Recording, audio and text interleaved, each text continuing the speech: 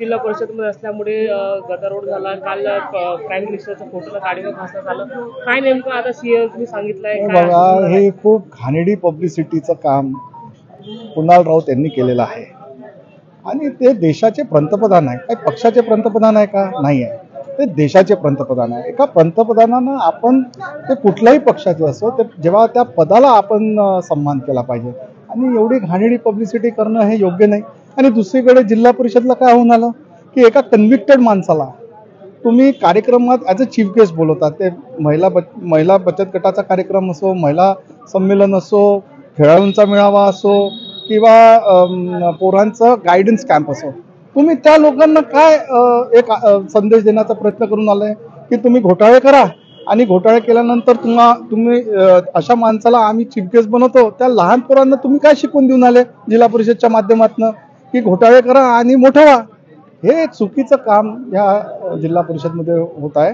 म्हणून आज आम्ही भारतीय जनता पार्टीच्या सगळ्या लोकांनी आज निवेदन दिलं आहे की तात्काळ ज्या कन्व्हिक्टेड लोक आहेत त्यांचे फोटो या संविधानिक आपण बाबासाहेब आंबेडकरांनी संविधान लिहिलं आहे, आपण त्यांना आज अपमान करण्याचं काम करून आलो.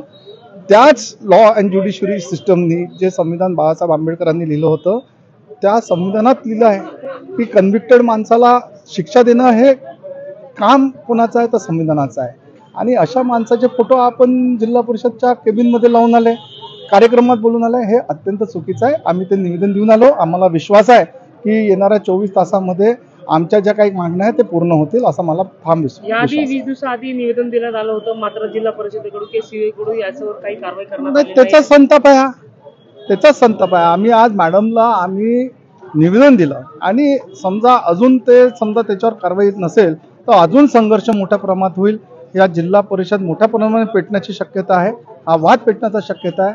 आज गोरगरिबांचे लोकांनी पैसे खाल्ले आहे, अशा लोकांना आपण एवढा मोठा म्हणजे शासकीय प्रिमायसेसमध्ये त्यांचे फोटो लावणं हे अत्यंत चुकीचं आहे. आरोप लावण्यात आलाय की जिल्हा परिषद जे आहे सुनील केदार चालवतात असं नेमकं. ते कोणी चालवतात त्याच्यात मला काही घेणं देणं नाही. मी कुठल्या माणसाच्या विरोधात नाही.